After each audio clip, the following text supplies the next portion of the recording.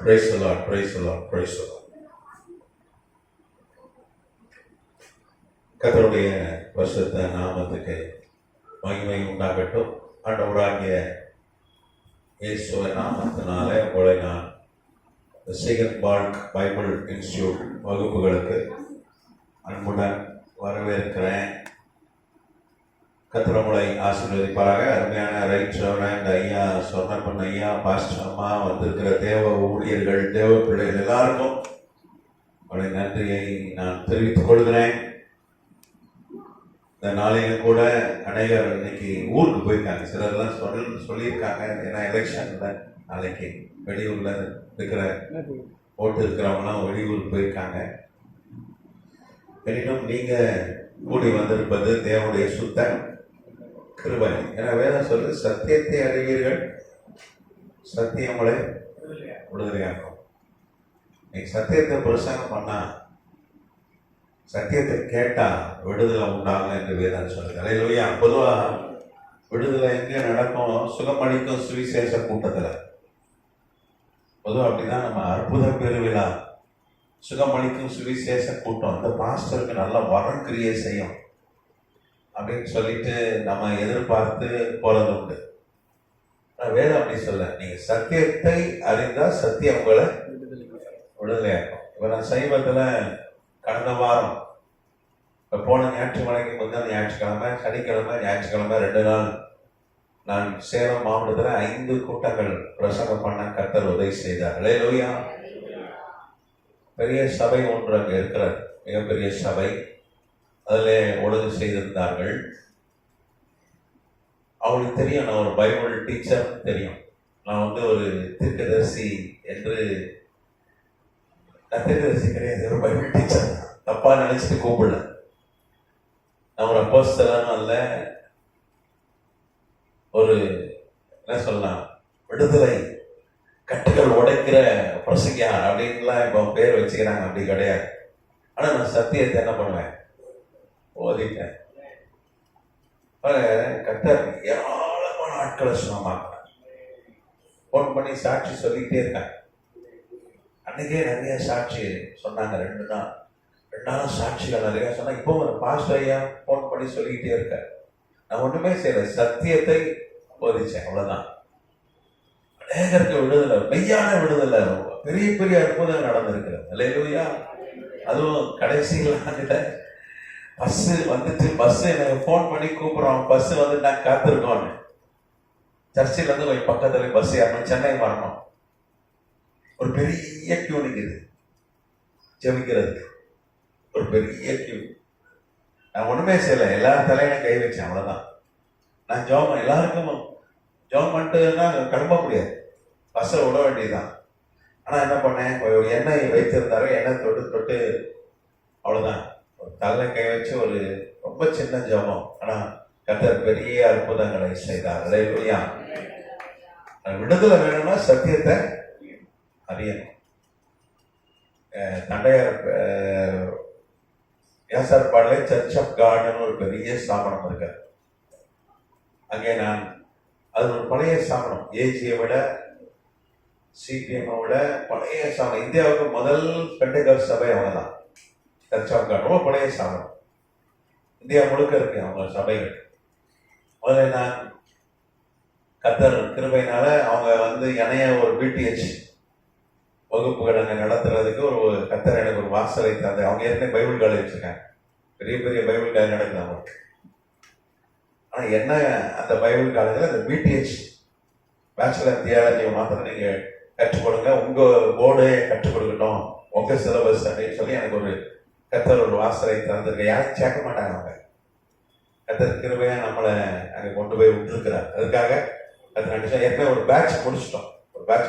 அந்த பழைய பேட்ச்ல ஒரு சகோதரன், அவர் ஒரு அரசியல்லாம் இருப்பார். அவருடைய மனைவி, அவருடைய குடும்பத்தார் பார்த்தீங்கன்னா, இவர் அரசியல் இருப்பார். மனைவிக்கு வந்து ஒரு மனநிலை பாதிக்கப்பட்டு விட்டார். பார்த்தீங்கன்னா அவர்கள் வந்து உடை இல்லாம ஓடுவாங்க ரோட்ல, அவங்க ஓடிடுவாங்க, உடை இல்லாம ஓடுவாங்க. அவரு குடும்பமா சாகணும், தற்கொலை பண்ணலாம் முயற்சிப்பாங்க. எங்கெங்கேயோ போனார். கடைசியில் ஆண்டவர் வந்து விடுதலை ஆக்குவார் அப்படின்ற விசுவாசத்துல வந்தா வந்து சர்ச்சில் வர ஆரம்பித்தார். சர்ச்சில் இந்த மாதிரி புதுசா ஒரு பிடிஎச் வகுப்பு இருக்கு சேரங்கன்னு அவரை சேர்த்தாங்க. அவர் ஒன்றும் ரொம்ப பெரிய ரொம்ப அனுபவம் வாய்ந்த, பொதுவாக பைபிள் கதை யாருக்கு தருவா ரொம்ப முதிர்ந்த விசுவாசத்தை வருவான். அப்படிலாம் கிடையாது. அப்பதான் ரட்சிக்கப்பட்டிருக்கிறார், சபைக்கு வந்திருக்கிறார். உடனே இந்த வகுப்பு கூப்பிட்டாங்க, வந்துச்சார். படிக்கும்போது படிக்க அவங்க ஒய்ஃபுக்கு கத்தர்ஷனம் கொடுத்தார். வைத்தியமா ரோட்ல ஓடுவான். சுகமாக்கி இப்போ அந்த அம்மா அவர் இந்த கோர்ஸை முடிகிற கூட அந்த அம்மா ஒரு சுவிசேஷைய பிரசங்கியான மாறிட்டாங்க. அங்கங்க போய் சாட்சி சொல்லுவான். அவர் காட்டுவார், இன்னைக்கு இந்த மீட்டிங்ல அந்த சாட்சி சொல்றாங்க. அப்போ சத்தியம் வேற ஒன்றும் சத்தியத்தை அறிந்தா சத்தியம் என்ன பண்ணிடும், விடுதலை. ஏன்னா ஆண்டவர் சொன்ன, நானே வழியும் சத்தியம் ஜீவனமாக இருக்கிறேன். அல்லேலூயா. நம்ம கடந்த வகுப்புல தானியலை ஸ்டார்ட் பண்ணோம், இடையில விட்டுருந்தோம். தானியலை ஸ்டார்ட் பண்ணோம். இப்போ தானியலை ஸ்டார்ட் பண்ணுங்கன்னு சொல்லி சொன்னாங்க. ஆனா இன்னைக்கு அநேகர் வரல. தானியல் தீர்க்கதரிசி புஸ்தகத்தை நடத்துங்கன்னு சொன்னவங்களும் இன்னைக்கு வெளியூர் போய் ஓட்டு போட போயிருக்காங்க. அதனால நம்ம தானியல் தீர்க்கதரிசி புஸ்தகத்தை நம்ம கர்த்தருக்கு சித்தமானால் அடுத்த வகுப்புல நம்ம நடத்தலாம். இன்றைக்கு வந்து ஒரு காரியத்தை உங்களுக்கு காண்பித்து கொடுக்க விரும்புகிறேன். அதுவும் பார்த்தீங்கன்னா ராஜ்குமார் திருமணம் நடந்ததுங்க. அப்ப நம்ம சொன்ன பண்ண ஐயா மாஸ்டர் ஐயா பிரசங்கம் பண்ணாங்க. ஆக்கிலா புஸ்தலை பத்தி பேசினேன். சரி, இந்த ஆக்கிலா புஸ்தலை பத்தி நம்ம இன்னைக்கு ஒரு ஸ்டடி எடுக்கலாம்னு எனக்கு உள்ளத்துல ஏவப்பட்டேன். ஏன்னா இன்னைக்கு யாரும் இல்லை. நம்ம தொடர்ச்சியா நம்ம தானியத்துக்கு அடுத்த வகுப்புல பார்க்கலாம். கர்த்தர் நாமம் மகிமைப்படுவதாக.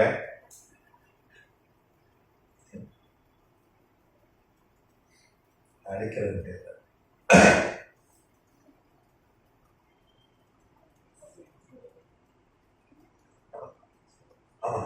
வேறப்பா.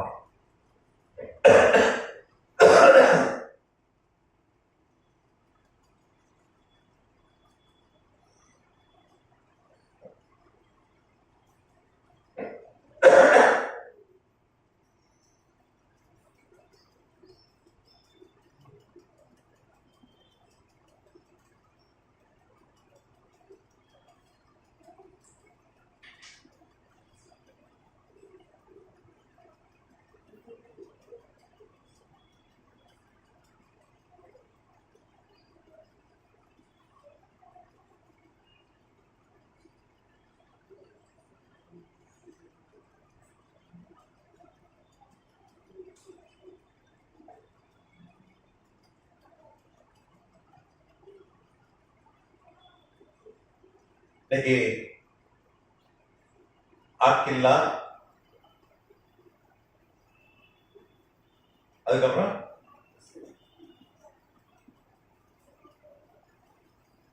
பிரிஸ்சில்லா. கரெக்டாயா? பிரிஸ்சில்லா தானே? அப்போஸ்தலர் நடபடிகள் புஸ்தகம் 18ஆம் அதிகாரம்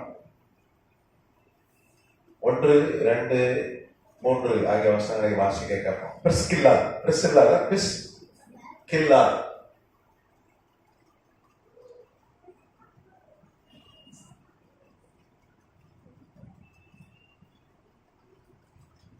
அப்போஸ்தலர் நடபடிகள் புஸ்தகம் 18ஆம் அதிகாரம் 1-3 வரைக்கும் வாசிக்க கேட்போம். அதன் பின்பு பவுல் அத்தனை பட்டணத்தை விட்டு கொரிந்து பட்டணத்துக்கு வந்து யூதர் எல்லாரும் ரோமாபுரியை விட்டு போகும்படி கிளவுதியு ராயன் கட்டளையிட்டபடியினால் இத்தாலியாவிலிருந்து புதிதாய் வந்திருந்த பந்து தேசத்தானாகிய ஆக்கிலா என்னும் நாமமுள்ள ஒரு யூதனையும் அவன் மனைவியாகிய பிரிஸ்கில்லாளையும் கண்டு அவர்களிடத்தில் போனான். அவர்கள் கூடாரம் பண்ணுகிற தொழிலாளிகளாக இருந்தார்கள். தானும் அந்த தொழில் செய்கிறவன் ஆனபடியினால் அவளிடத்தில் தங்கி வேலை செய்து கொண்டு வந்தான். 4ஆம் வசனம், ஓய்வு நாள் தோறும் அவன் ஜெப ஆலயத்துல சம்பாஷணை பண்ணி யூதருக்கும் கிரேக்கருக்கும் புத்தி சொன்னார். கதிராமத்துக்கு சொந்தம். இப்ப அப்போஸ்தலனாகிய பவுல் வந்து பாத்தீங்கன்னா கொரிந்து பட்டணத்துக்கு போகிறார்.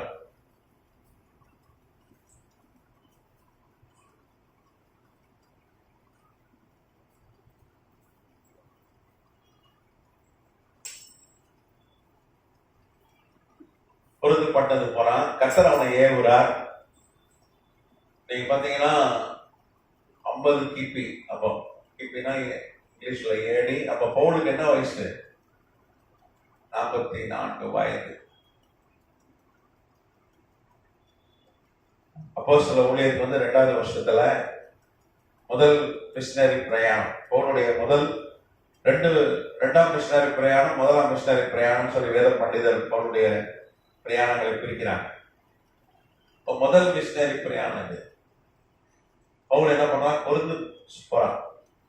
கொரிந்து பட்டணம் பார்த்தீங்கன்னா அன்னைக்கே வந்து அது கொரிந்து பட்டணம். அது எங்கன்னா கிரேக்க தேசம். கிரேக்கம்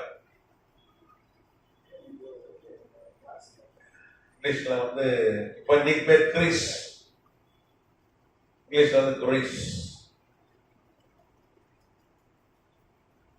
அன்னைக்கு கொரிந்து பட்டணத்துல பாத்தீங்கன்னா ஜனத்தொகை வந்து 7 லட்சம்.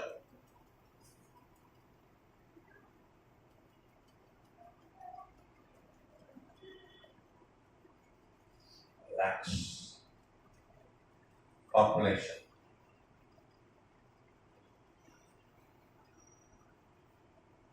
ஒரு மிகப்பெரிய பட்டணம். ஒரு 7 லட்சம் பேர் கொண்ட ஒரு மிகப்பெரிய பட்டணம் தான் கொரிந்து பட்டணம். கொரிந்து பட்டணம் வந்து துபாய் மாதிரி பல்வேறு இன மக்கள் அங்கே வசித்தார்கள். பணக்காரன் இருந்து ஏழை வரைக்கும். துபாயில ஏழை கிடையாது, அப்ப தப்பா சொல்லிட்டேன். ஒரு மும்பை பட்டணம் மாதிரி வச்சுப்போமா. மும்பையில ஏழை உண்டு, பணக்காரங்களும் உண்டு. அப்படிப்பட்ட ஒரு பட்டணம். நிறைய அடிமைகள் இருந்தாங்க. ஒரு பெரிய ஒரு துறைமுகம் இருந்தது கொரிந்துல. ரொம்ப வியாபார ரீதியாய் மிகப்பெரிய பட்டணம். கர்த்தர் அவனை ஏவுறார். நீங்க பாத்தீங்கன்னா பவுல் ஊழியத்துக்கு போகும்போது கர்த்தருடைய வழிநடத்தல் இல்லாம போக மாட்டான். நீங்க அப்போஸ்தலர் 16ஆம் அதிகாரம் 6ஆம் வசனம் 7, 8 ஆகிய வசனங்களை 6-9 வரைக்கும் வாசிக்கிறேன். அப்போஸ்தலர் 16. அவர்கள் பிரிகியா கலாத்தியா நாடுகளை கடந்து போன போது ஆசியாவிலே வசனத்தை சொல்லாதபடிக்கு பரிசுத்தானால் தடை பண்ணப்பட்டு மீசியா தேசம் மட்டும் வந்து பிரித்தானியா நாட்டுக்கு போக பிரயாத்தனம் பண்ணினார்கள். ஆவியானவரோ அவர்களை போக ஒட்டாதிருந்தார். அப்பொழுது அவர்கள் மீசியா பக்கமாய் போய் துரோவாவுக்கு வந்தார்கள். அங்கே ராத்திரியிலே பவுலுக்கு ஒரு தரிசனம் உண்டாயிற்று. அது என்னவெனில், மக்கதோனியா தேசத்தான் ஒருவன் வந்து நின்று, நீர் மக்கதோனியாவுக்கு வந்து எங்களுக்கு உதவி செய்ய வேண்டும் என்று தன்னை வேண்டிக் கொண்டதாக இருந்தது. அந்த தரிசனத்தை கண்டபோது அவர்களுக்கு சுவிசேஷம் அறிவிக்கும்படி கர்த்தர் எங்களை அழைத்தார் என்று நாங்கள் நிச்சயித்துக் கொண்டு உடனே மக்கதோனியாவுக்கு புறப்பட்டு போக பிரயத்தனம் பண்ணினோம். கர்த்தராமத்துக்கு ஸ்தோத்திரம். பவுல் எங்க ஊழியத்துக்கு போனாலும் அவ இஷ்டத்துக்கு ஊழியம் செய்யல. ஊழியன்றது கர்த்தருக்கு பிரியமானதுதான். ஆனா பவுல் ஆசியா அப்படின்ற ஒரு பகுதிக்கு போறான். ஆசியானா இன்னைக்கு துருக்கிக்கு ஊழியத்துக்கு போறான். வேதம் சொல்லுது, ஆசியாவிலே வசனத்தை சொல்லாதபடிக்கு பரிசுத்த ஆவியான தடை பண்ணாராம். வசனத்தை சொல்லாதபடி யார் தடை பண்றா? ஆசியாவில பரிசுத்த ஆவியான. பரிசுத்த ஆவியான ஊழியத்தை தடுக்காராமா? இருக்காது. ஏன்னா அவரு சித்தம் துருக்கி ஆசியா இல்ல. ஆசியா துருக்கிக்கு பவுல் போறது அவருடைய சித்தமா இல்ல. ஒவ்வொருத்தரையும் ஒரு இடத்துல ஊழியத்துல பயன்படுத்துவது கர்த்தருடைய திட்டம். நம்ம சொன்ன பையன் கூட தான் கன்னியாகுமரி தான் ஊழியம் செஞ்சாரு. ஆனா கர்த்தருடைய திட்டம் என்ன? சென்னை தான். சென்னை செங்கல்பட்டு மாவட்டம் தான். அப்போ அவர் அங்க தடுத்தார் ஆண்டவர். இங்க கொண்டு வந்து என்ன பண்ணியிருக்காரு ஆண்டவர்? சொன்ன பையாவ ஊழியத்துல ஆசீர்வதிச்சிருக்காரு. கரெக்டா? அதே மாதிரி இங்க பவுலை தடுக்க வசனத்தை சொல்லாதபடி, பொதுவா வசனத்தை சொல்லாதபடி யார்கிட்ட தடுப்பா? ஊழியர் செய்யறவங்க யார் தடுப்பா? பிசாசு. அவன் மனிதன் இந்த மாதிரி ஆட்களை கொண்டு ஏவி தடுக்கிறான். அப்புறம் ஒரு தடை வருது அப்படின்னா நம்ம உடனே தடை வந்துட்டோம், அப்பாலே போ பிசாசு தடுக்காதன்னு சொல்லணும். ஜோம் பண்ணி பார்க்கணும், இது தடுக்கிறது ஆண்டவரா? பவுல ஆண்டவர் தான் தடுக்க. ஆண்டவரும் தடை செய்கிறார், சித்தத்தை, அவர் சித்தத்தை செய்வதற்காக. வேதம் சொல்லுது, ஆதியாகமம் 6ஆம் அதிகாரத்துல 3ஆம் வசனம் சொல்லுது, தேவனுடைய ஆவி மனிதனோடு என்றென்றும் போராடு. அவர் போராடுவார். ஒரு போராட்டம் நடத்துறாங்க. பவுல் விட்ட போகக்கூடாது, வசனத்தை சொல்லக்கூடாது. பவுல் பாருங்க, கர்த்தருடைய வழி நடத்தலை ஒழுங்கா அறிந்திருந்தான். நம்மளதான் அப்பாலே பிசாசு ஊழியத்தையா தடுக்கிற, வசனம் சொல்லிய தடுக்கிற. என்ன சொல்லியிருப்பார்? ஆண்டவர் பேசியிருப்பார். அவன் பிசாசு தான் பேசுறான், நம்மளால டவுட் பண்றோம். அது எப்படி ஊழியம், அது எப்படி வசனம் சொல்றது? அவன் பிசாசு தானே தடுப்பான். ஆனா இங்க ஆசியாவுக்கு துருக்கி போறதுக்கு கர்த்தர் தடுக்கிறார். அதுக்கப்புறம் பாத்தீங்கன்னா பித்தியானியா நாட்டுக்கு போறான், மீசியா தேசம் வரைக்கும் வரான். பிறகு பித்தினியா ஒரு நாட்டுக்கு போக ட்ரை பண்றான். ஆவியானவர்கள் அவர்களை போக விட்டாது இருந்தார். இப்போ குறுக்க வந்து நிற்கிறார் பரிசுத்த ஆவியானவர் ஆண்டவர். பித்தியானியில ஒழிச்சுவர். அச்சோ, ஊழியத்தை யார் தடுக்காங்க? மனிதனோடு பிசாசம், ஆண்டவனும் போராடுவாரு, பிசாசம் போராடுவார். அதனாலதான் போல் சொன்னான், நான் நல்ல போராட்டம் போராடினேன். எனக்கு நல்ல போராட்டம், ஆண்டவரை பரிசுத்த ஆவியான என்னோடு போராடினார், பிசாசம் போராடினான், ஆனா நான் நல்ல போராட்டம் போராடினேன் அப்படின்னு சொல்லி சொன்னான். அப்ப நமக்கு போராட்டம் உண்டு. நம்ம சித்தத்தை செய்யணும்னா பரிசுத்த ஆவியானவர் வந்து போராடுவார், தடுப்பார்.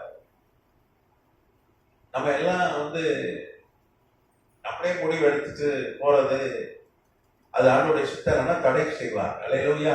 வேதம் சொல்லுது, மீகா 2ல அவர் தடைகளை நீக்கி போடுகிற தேவன் முன்னே செல்கிறார். ஆனா சித்தம் இல்லாம செய்யும் பொழுது அவர் என்ன பண்ணார்? குறுக்க வந்து நிற்பார், தடுப்பார். அதனாலதான் நம்ம ஜெபம் பண்ணி ஆண்டவர் சித்தத்தை கேட்கணும். ஆண்டவர் இப்படி சித்தமா? ஒரு ஊழியம் கூட கேட்டுதான் செய்யணும். அது ஒரு நல்ல எந்த காரியமா தான் சரி, நம்ம கிட்ட பேசுவார் ஆண்டவர். வேதம் சொல்லு, பரிசுத்த ஆவியானவர் வரப்போகிற காரியங்களை உங்களுக்கு அறிவிப்பான். மாம்சமான யாவரின் மீதும் ஆவியை ஊற்றுவேன். எல்லாருக்கும் அந்த பரிசுத்த, பழைய பாட்டு காலத்துல எல்லாருக்கும் கிடையாது. ஒரு மோசே, ஒரு யோசுவா, ஒரு பிழையாம், யாராவது ஒரு எலியா, ஒரு எலிசா, யாராவது ஒரு ஆள் தான் பரிசுத்த ஆவியை பெற்றிருந்தார்கள். ஆனா இன்னைக்கு அப்படி இல்லை. மாம்சமான யாவர் மேலும் குழந்தை, குமாரன் குமாரத்திகளாம் என்ன பண்ணுவாங்களாம்? தீர்க்கதரிசி எங்க இருக்காங்க? வீட்டுல. நம்ம வீட்டுல தீர்க்கதரிசியை வச்சுக்கிட்டு ஊரெல்லாம் போறோம். அவன் தீர்க்க தரிசனம் சொல்றான், அங்க சொல்றான், அவ்வளவு தூரத்துல அந்த ஊர்ல சொல்றான். எங்க இருக்கு? வீட்டுல பெண்ணைய வச்சுக்கிட்டு நெய்க்கு அலைஞ்ச கதை கேள்விப்பட்டீங்களா? அது எங்க, யாருக்கு? நமக்கு பொருத்தம். ஏன்னா வேதம் சொல்றது, குமாரனும் குமாரத்தையும் என்ன பண்ணுவாங்களாம்? அவங்கதான் உனக்கு நமக்கு தீர்க்கதரிசி சொல்லுவாங்க. நம்ம பிள்ளைகள் மூலமா பேசுவார் கர்த்தர். நம்ம பிள்ளைகள் சொல்றதை கூட நம்ம காது கொடுத்து என்ன பண்ணோம்? கேட்கணும். நாகமான் ஒரு சின்ன அடிமை பெண், சின்ன வயசு பொண்ணு சொன்னதை கேட்டான். அதனாலதான் அவனுக்கு சுகம் ஆச்சு. அடிமை பெண்ணு தானே அப்படின்னு, அவன் சின்ன பொண்ணு தானே அசட்ட பண்ணல. அப்ப கர்த்தர் எங்க வச்சிருக்காரு தீர்க்கதரிசிகளை? இந்த 2 பயக, குட்டி பயக இருக்காங்க. இவங்கெல்லாம் வந்து யாரு? தீர்க்க தரிசனம் சொல்லுவார்கள். குமாரனும் குமாரத்திகளும் தீர்க்க தரிசனம் சொல்லுவார்கள். கதநாமத்துக்கு சொல்லுவாங்க. இங்க ஆண்டவர் வந்து போராடுறாரு. அதுக்கப்புறம் நீங்க பாத்தீங்கன்னா துரோவான ஒரு நாட்டுக்கு போறான், அங்கேயும் தடுக்கிறார். துரோவாக்கு போவாரு. முதல்ல துருக்கிக்கு போறது தடுக்கிறார், ஆசியாவுக்கு போக தடுக்கிறார். அதுக்கப்புறம் பாத்தீங்கன்னா ஆண்டவர் நீங்க பாத்தீங்கன்னா வசனத்தை சொல்லாதபடி ஆசியாவில் தடுக்கிறார். அதுக்கப்புறம் பித்தினியா நாட்டுக்கு போறதுக்கு அவங்களை தடுக்கிறார், போக ஒட்டாது இருக்கிறார். துரோவாக்க போறாங்க, அங்கேயும் தடுக்கிறார்.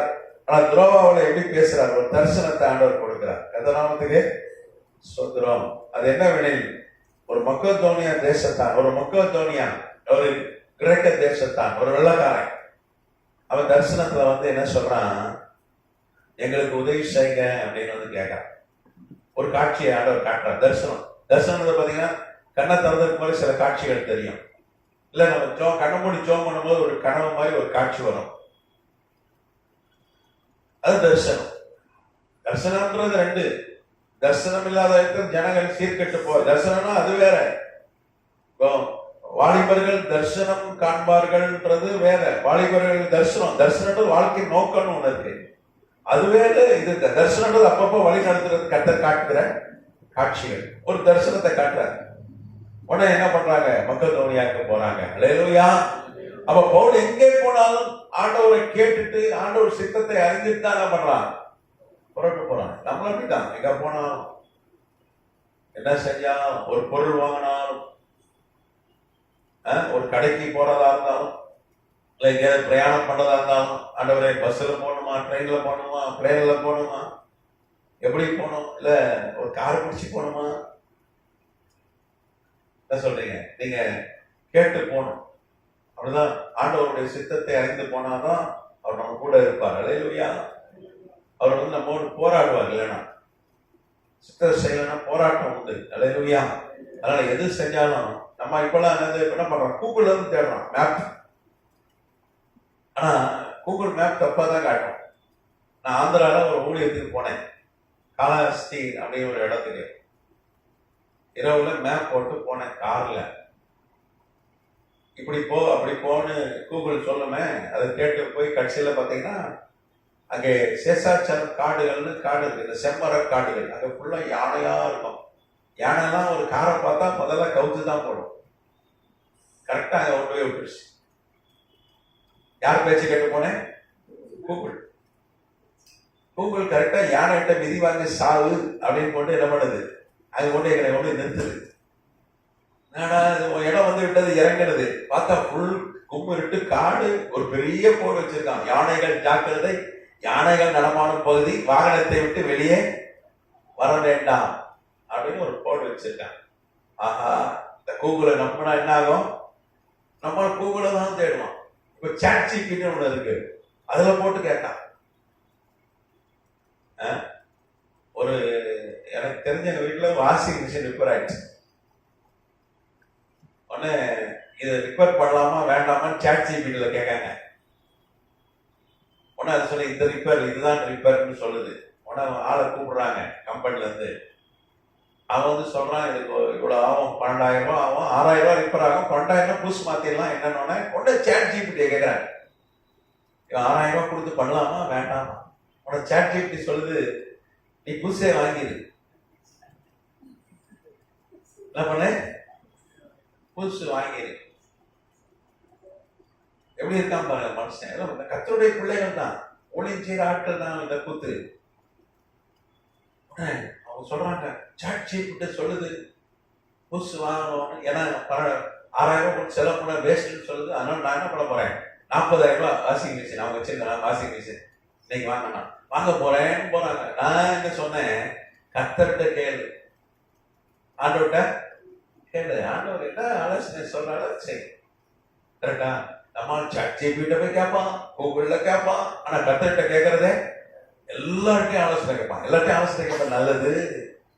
ஆனா யார்கிட்ட கேட்கணும் ஆலோசனை? யாருடைய ஆலோசனை சிறந்தது? அவர் ஆலோசனை கர்த்தர். அவருடைய பேர் என்ன? ஆமா, ஆலோசனை கர்த்தர். அவர் தனக்கு வச்சிருக்க ஒரு பேர் என்ன? நான் யாருன்னா ஆலோசனையில் சிறந்தவர்.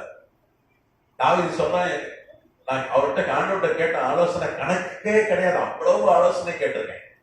எனக்காவது ஆலோசனை ஆண்டவர்கிட்ட கேட்டதாமா?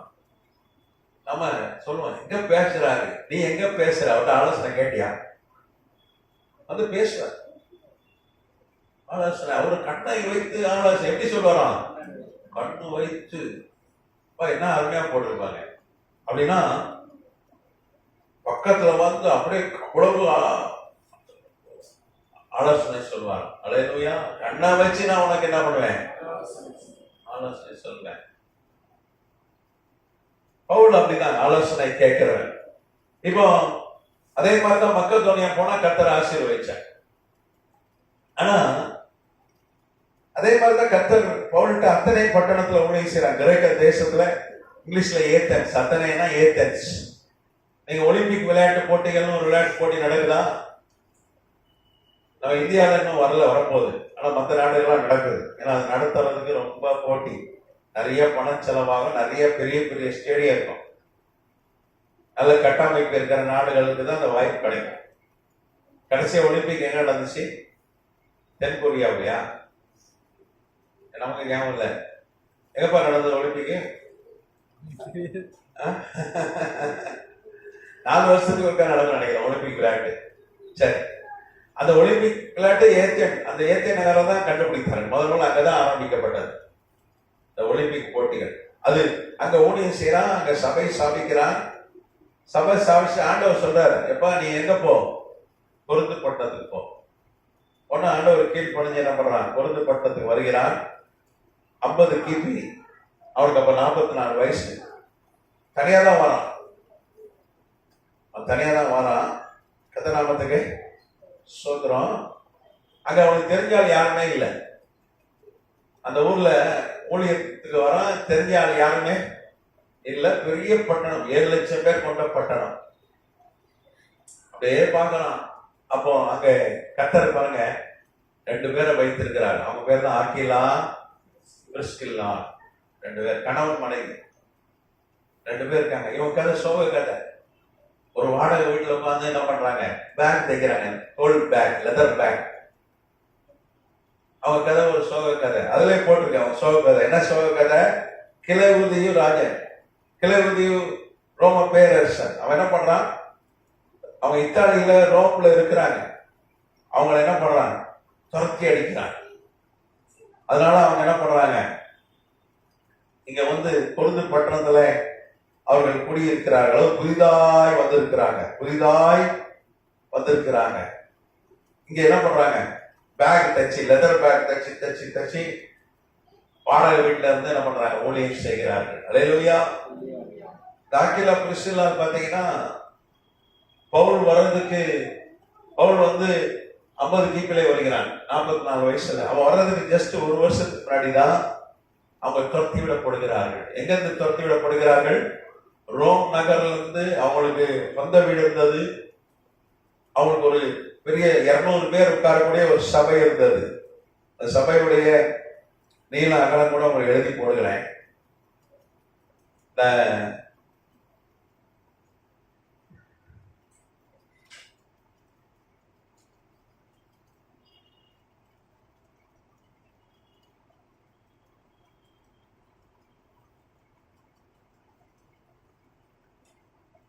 பொருந்து பட்டணத்துக்கு எப்போ வராங்கன்னா 49 கிபி ஏடி. கரெக்டா பவுல் வருது 1 வருஷத்துக்கு முன்னாடி வராங்க. வருகை கிளவுதியு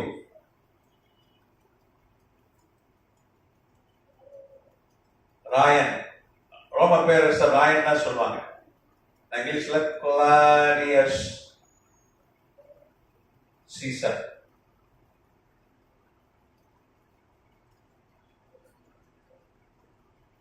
நீங்க பாத்தீங்கன்னா ரோம பேரரசர்.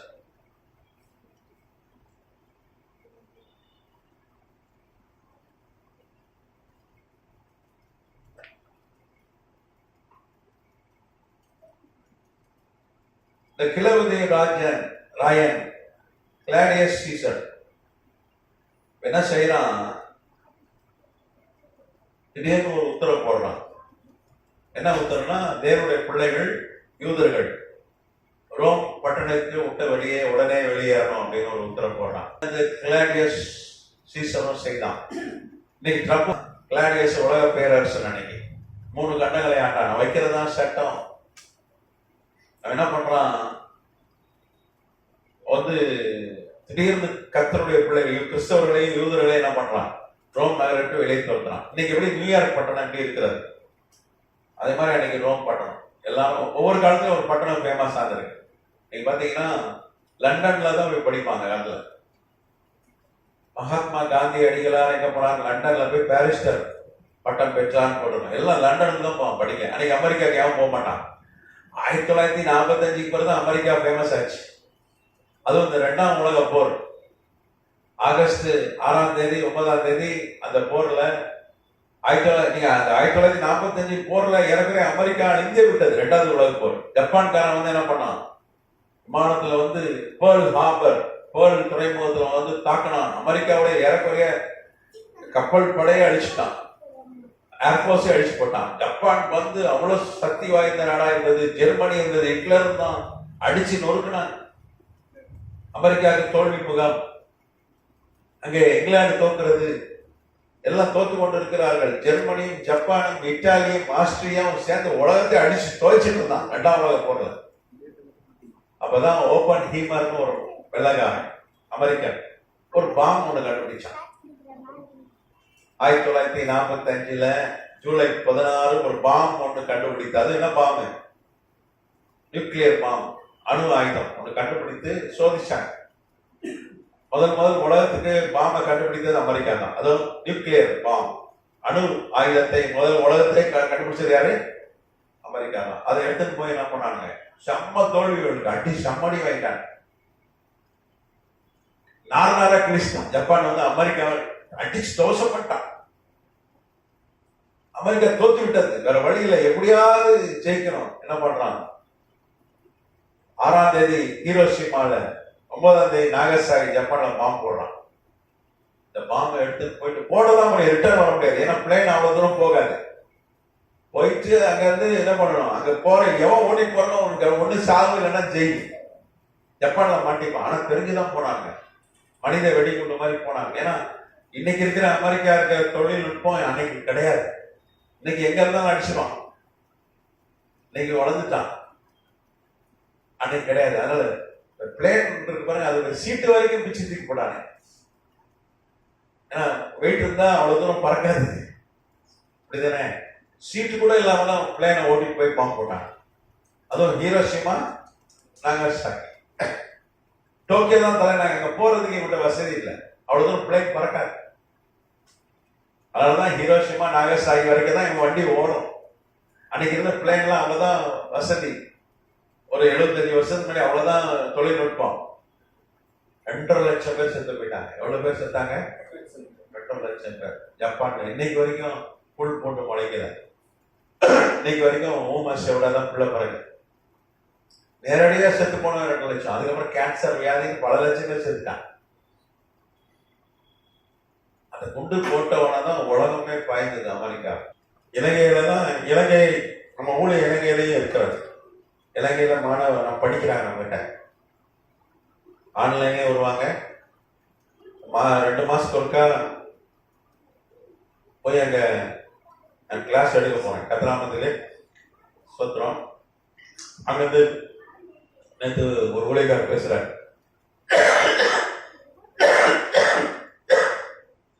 பெட்ரோல் விலை 2 மடங்கு ஆயிடுச்சு இந்த போர்னால. ஜாப் பண்ணிங்க ரொம்ப அங்க இளைஞர்கள் ரொம்ப பொருளாதார பிரச்சனை, ரொம்ப கஷ்டம். அங்க பைபிள் காலேஜ் வகுப்புக்கு 9 லட்சம் ரூபாய் கட்டணுமா? எவ்வளவு கட்டணும்? அவங்க படிக்கணும்னா 9 லட்சம் ரூபாய் கட்டி அந்த நாட்டு பணத்துக்கு 9 லட்சம் ரூபாய் கொடுத்தாதான் ஒரு சர்டிபிகேட் அந்த பைபிள் காலேஜ்ல படிக்க முடியும். அங்க ஃப்ரீன்னு ஒண்ணு கிடையாது. நம்ம இலவசமா கற்றுக் கொடுக்கலாம். எல்லா இடத்துலயும் தான், இங்க மாத்திரம் இல்லை, எல்லா இடத்துலையும் இது வரைக்கும் ஃபீஸ் வாங்காம கற்றுக் கொடுக்கணும். ஒரு 2000 பேர் படிச்சு வந்திருப்பான், சர்டிபிகேட் வாங்கி. இப்ப நான் சொன்னேன் ஃபீஸே கிடையாது அப்படின்னு. அவர் அப்படியா ஆச்சரியப்படுறாரு. நாம சொல்றேன், அந்த நாட்டிலையும் அந்த 9 லட்சம் ரூபாய் கட்டி கஷ்டப்பட்டு படிக்கணும் அப்படின்றது ஒரு ஆர்வம். அது கூட பாடங்கள்லாம் பழைய பாடங்கள்லாம் 500 வருஷத்துக்கு முன்னாடி இந்த ரோம பேரரசு காலத்துல ஏற்படுத்தின பாடங்கள் தான். சரி, ஜெபம் பண்ணிக்கங்க.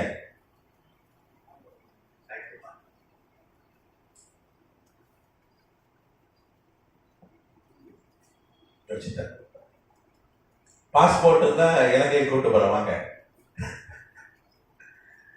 இருக்கிறதே பக்கத்து ரொம்ப கிட்ட நாடு இலங்கை. கம்மி டிக்கெட்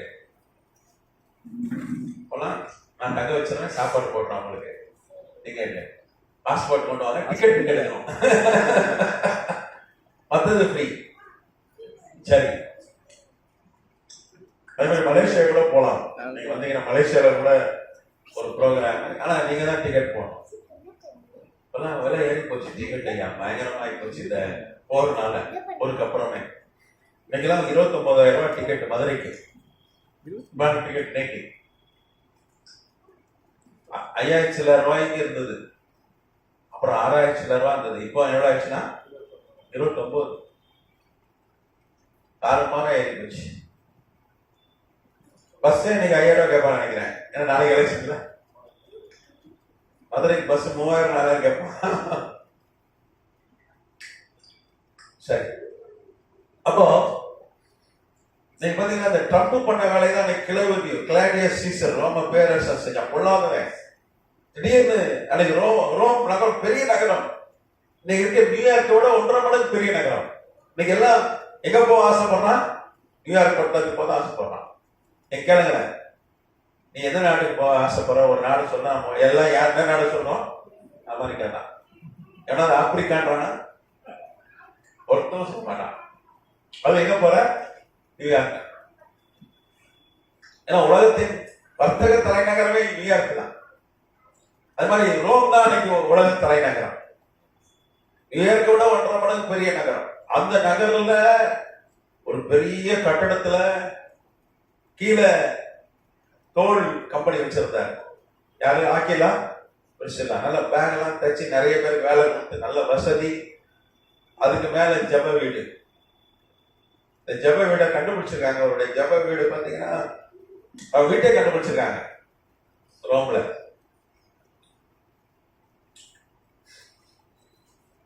(42.3 அடி நீளம், ஏறக்குற 17 அடி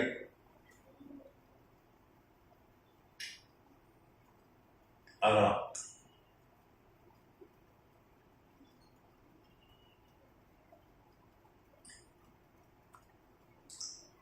ஒரு 200 பேர் உட்காரலாம்.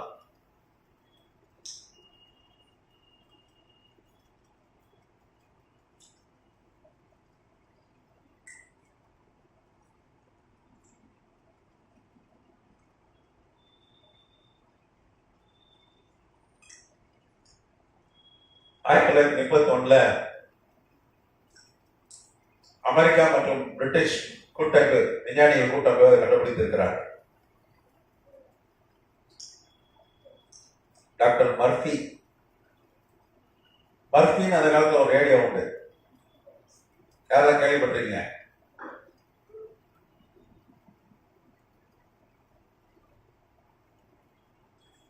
பர்ஃபியை ஞாபகம் ஈஸியா. பர்ஃபியை ஞாபகம் பண்ணலாம். பர்ஃபி கடையில சாப்பிட்றீங்களா? அதை ஞாபகம் பர்ஃபி. அதுக்கப்புறம் டாக்டர் ஹென்றி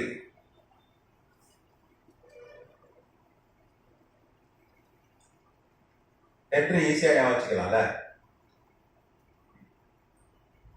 எல்லாம் வந்து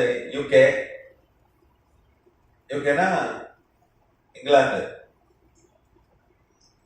அப்புறம் யூஎஸ்ஏனா அமெரிக்கா.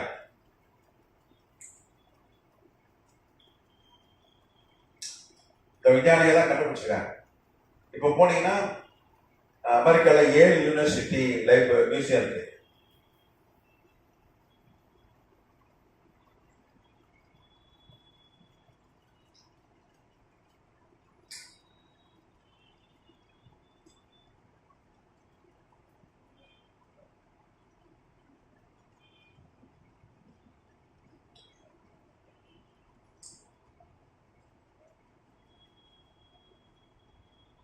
அது மிச்சம் எல்லாம் இருக்கு. நீங்க அமெரிக்கா போனீங்கன்னா 7 யூனிவர்சிட்டிக்கு போனீங்கன்னா அங்க மிச்சங்கள் இருக்கிறார். சரி, அப்போ ஆக்கிலா பிரிசில்லா வீடு சரியான கட்டணம்.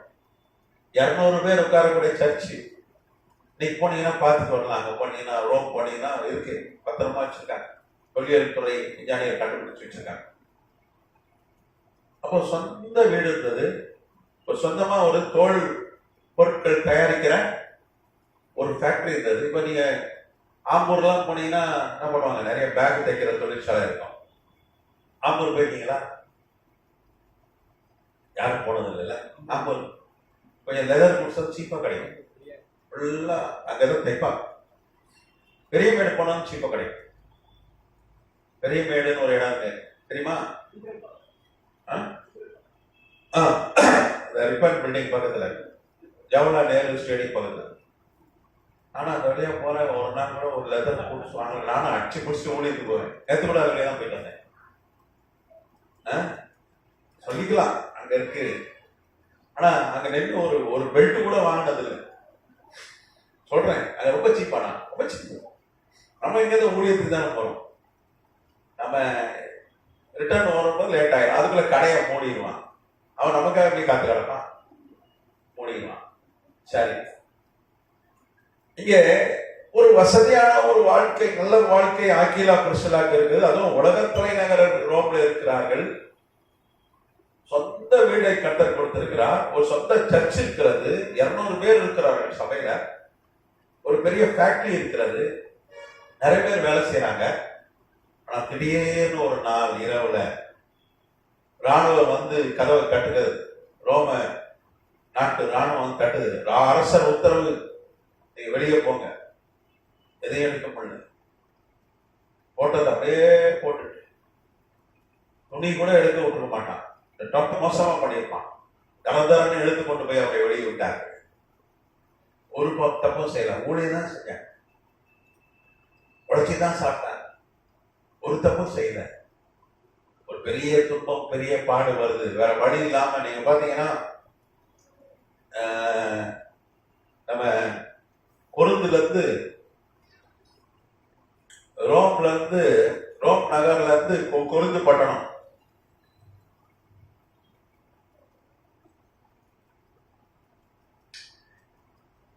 1156 கிலோமீட்டர். அந்த காலத்துல பஸ், ட்ரெயின், காரு, ஏரோப்ளேன் கிடையாது. நடந்து 200 நாள் நடந்தாங்களாம். வரலாறு சொல்லுது. எவ்வளவு நாள் நடந்தாங்கன்னா 200 நாள். கொஞ்சம் யோசிச்சு பாருங்க, எவ்வளவு கண்ணீரோடு நடந்திருப்பாங்க. ஒரு தவணை செய்யல ஆண்டவர். ஆனா ஆண்டவரை விட்டு விலகல.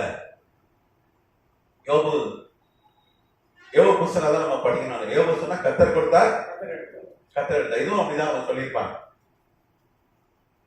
யோபு சொன்னா, இந்த பூமியில இருந்து வரும்போது, பூமிக்கு நான் வரும்போது நிர்வாணியே வந்தேன், ஒண்ணும் கொண்டு வரல. போகும்போது என்ன பண்ண போறேன்? எல்லாம் இப்போ இடையில ஆண்டவர் கொடுத்ததுதான். மைண்ட் செட் ரொம்ப முக்கியம். நமக்கு ஒரு இழப்பை தாங்க முடியல, அதை கொண்டு வந்தோமா? யாருமே உலக பணக்கார வீட்டுல, உலகத்துல பெரிய பணக்காரன் எல்லாம் அவன் வீட்டுல பிறக்கிற பிள்ளை கூட சொட்டு துணி கூட இல்லாம தான் பாருங்க. போகும்போது எப்படி போறான்? வெறுங்கையா. அலெக்சாண்டர் மாம்பனான்னு சொன்னா, நான் உலகத்தையே ஜெயிச்சேன், ஆனா இப்ப நான் வெறுங்கையா தான் போகிறேன். உலகத்தையே ஜெயிச்சாலும் ஒண்ணும் கொண்டு போக முடியாது. ஒன்னே ஒண்ணு கொண்டு போக முடியும், புண்ணியங்களை தான் கொண்டு போக முடியும். அதனாலதான் ஆண்டவர் சொன்னா, அங்கே என்ன பண்ண சொத்து, அங்க திருட மாட்டான், பூச்சி அரிக்காது, துருள் பிடிக்காது. அப்போ சொத்து எங்க சேர்க்கணும்? ஆமா, அங்க சேர்க்கணும்.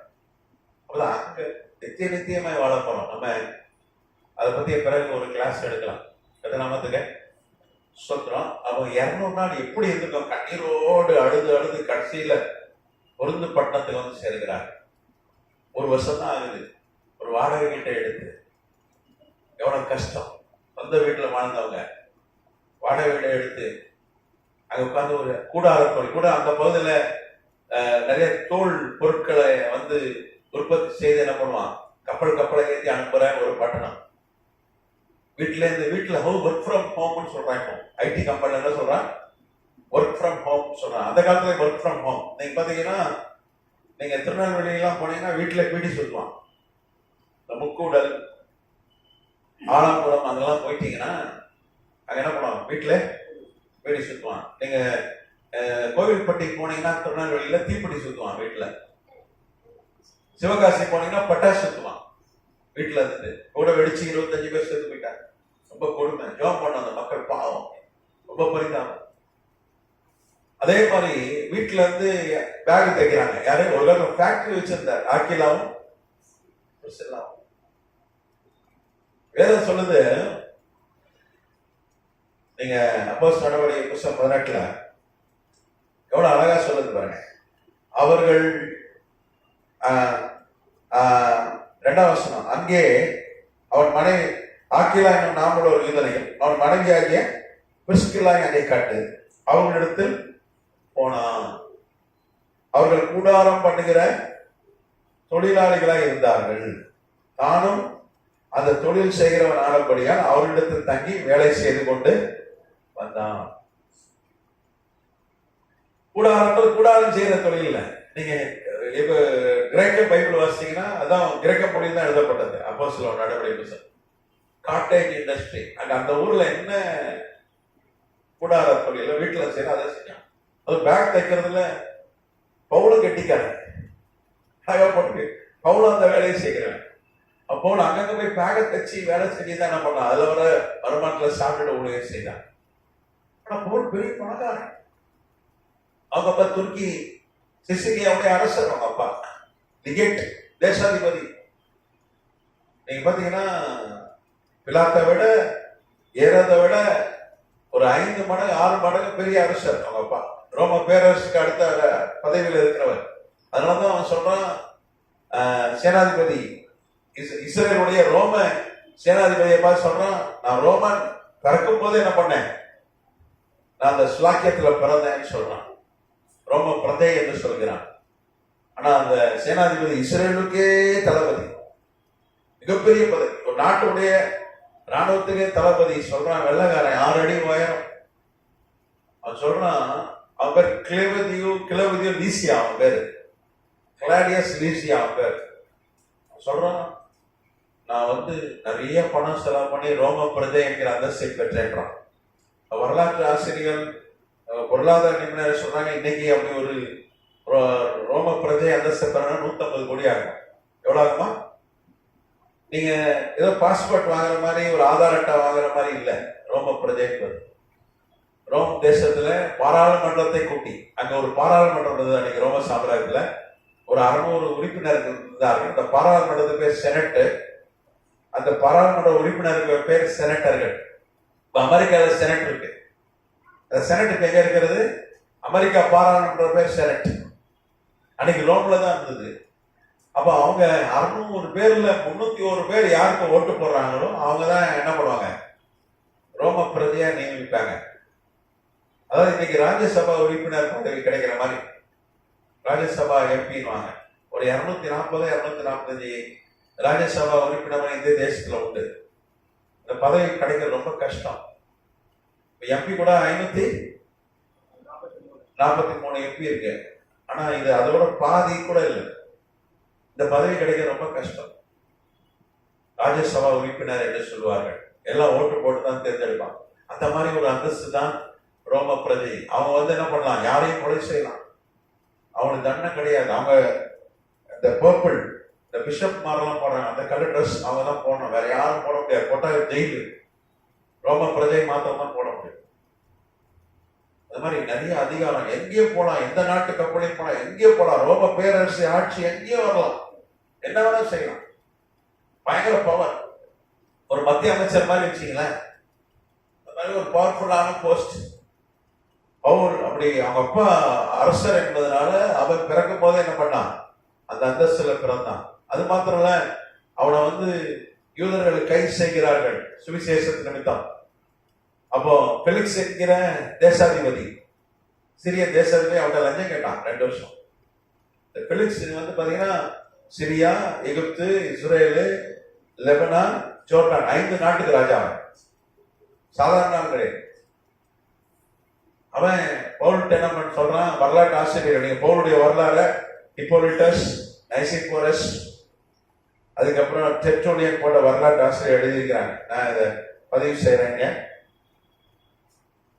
வரலாற்று ஆசிரியர்கள், ஹிஸ்டாரியன்ஸ் குறிச்சுக்கங்க.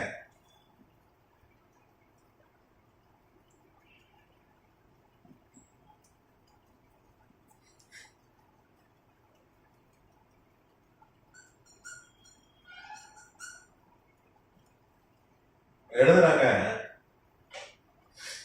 அவன் பைபிளே போட்டிருக்கு. பெலிக்ஸ் வந்து பவுல்கிட்ட லஞ்சம் கேட்டான் என்று நான் பார்க்கிறோம். அப்போஸ்தலர் நடபடிகள் புஸ்தகத்துல 24 அதிகாரம் 26, 27. அப்போஸ்தலர் 24, 26, 27. மேலும் அவன் பவுலை விடுதலை பண்ணும்படி தனக்கு அவன் பணம் கொடுப்பான் என்று நம்பிக்கையுள்ளவனாய் இருந்தான். அது நிமித்தம் அவன் அநேக தரம் அவனை அழைத்து அவனுடனே பேசினான். 2 வருஷம் சென்ற பின்பு பேலிக்ஸ் என்பவனுக்கு பதிலாக பொர்க்கியுஸ் தேசாதிபதியாக வந்தான். அப்பொழுது பேலிக்ஸ் யூதருக்கு தயவு செய்ய மனதாய் பவுலை காவல் வைத்துட்டு போனான். 2 வருஷம் பவுல் லஞ்சம் கொடுப்பான் அப்படின்னு சொல்லி பேசினான், எதிர்பார்த்தான்னு சொல்லப்படுறது. கவர்னர்மாரெல்லாம் 1000 கோடி கேட்பாங்க லஞ்சம், தேசாதிபதினா. வரலாற்று ஆசை என்ன சொல்றாங்க, நீ ஒரே ஒரு லெட்டர் எழுதி கொடுத்துரு உங்க அப்பாக்கு. அப்பா ஒரு 1000 கோடி ரூபா கொடுங்க. எவ்வளவு? 1000 கோடி. நம்ம வந்து பெரிய பணக்காரன் தான் கேட்டாங்க. நம்ம மாதிரி ஆள்கிட்ட போய் ஒரு 1000 கோடி கேட்பானா? 1000 ரூபாய் கேட்க கூட யோசிப்பான். இப்படிதானே? மிகப்பெரிய பணக்காரன் போல. ஆனா இங்க வேற ஆச்சரியமா இருக்கு. அவன் கூடாத வேலை செஞ்சு கூடாத தொழில் செய்து சாப்பிட்டு ஊழியம் செய்தான் அப்படின்னா பணக்காரன்றீங்க. ஆனா அங்கங்க போய் கூலி வேலை செஞ்சு ஊழியம் செஞ்சான் அப்படின்னு போட்டிருக்க. உண்மைதான். நீங்க பாத்தீங்கன்னா ஒரு வசனத்தை வாசித்து காண்பித்து முடித்து விடுகிறேன். 2 கொரிந்தியர் 11 அதிகாரம். அப்போஸ்தலனாகிய பவுல் கொரிந்தியருக்கு எழுதின 2ஆம் நிருபம். 2 கொரிந்தியர் 11 அதிகாரம் 26 வசனம். 2 கொரிந்தியர் 11:26.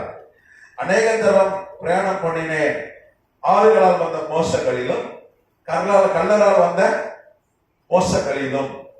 இங்க பாருங்க, நிறைய அவனுடைய பாடுகள் லிஸ்ட் போடுறான். அப்போஸ்தலனாகிய பவுல் என்னென்ன பாடு, அந்த பாட்டுல ஒன்று சொல்றான், கல்லரால் வந்த மோசங்கள் அப்படின்னா அடிக்கடி திருடர்களை திருடிட்டாங்க, கொள்ள வச்சுட்டாங்க. பவுல் எப்பெல்லாம் துருக்கிக்கு போனானோ, சிசிலியாவுக்கு போனானோ, தர்சஸ் போனானோ வண்டியா பணம் கொடுத்தாங்கன்னு சொல்லி வரலாறு சொல்லுவாங்க. அப்ப பெரிய கோடீஸ்வரன், சாதாரண ஆள் கிடையாது, மிகப்பெரிய பணக்காரன். அவனுக்கு பணம், அவங்க அக்கா பெரிய கோடீஸ்வரி, அவன் எருசலேம்ல தான் இருந்தான். பர்னபாவுடைய சொந்தக்காரன் தான் அவங்க அக்கா வீட்டுக்காரன். அவன் பெரிய பிரபு, ஒரு பெரிய ஆள். இஸ்ரவேலுடைய தலைவர்ல முக்கிய தலைவர் யாரு? பிரபு பவுலுடைய சொந்த அக்கா புருஷன். அவங்க அப்பா பெரிய அரசர், அப்பப்போ பணம் கொடுத்து அனுப்பினாங்க.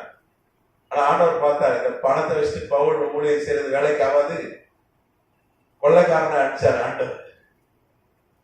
அடிச்சு என்ன பண்ணாரு? கொள்ளடிக்க வைத்தார்.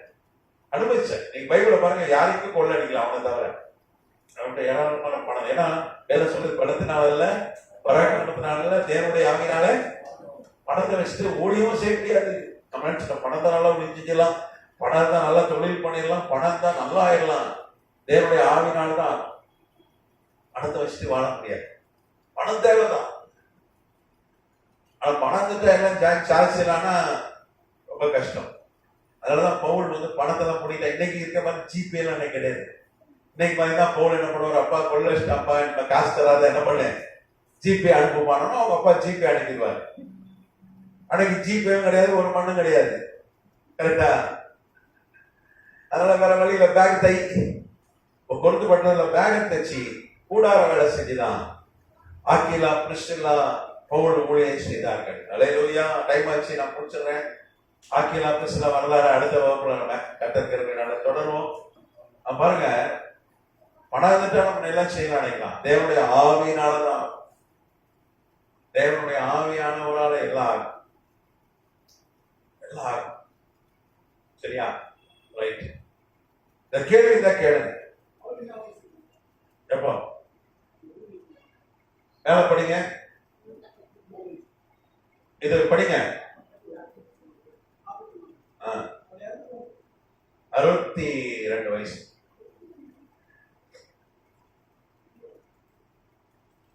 அதான் கேள்வி இருக்கா? அதான் கேள்வி தான் கேளுங்க. பிற கூட குரூப்ல போடுங்க. சீகன் பால் பைபிள் இன்ஸ்டியூட் குரூப்ல. பிரிசிலா ஆகிலா பிரிசிலா சப்ஜெக்ட் பெரிய சப்ஜெக்ட். அடுத்த கதை சுத்தமான அடுத்த வகுப்புல நம்ம முடிச்சிருக்கோம். God bless you.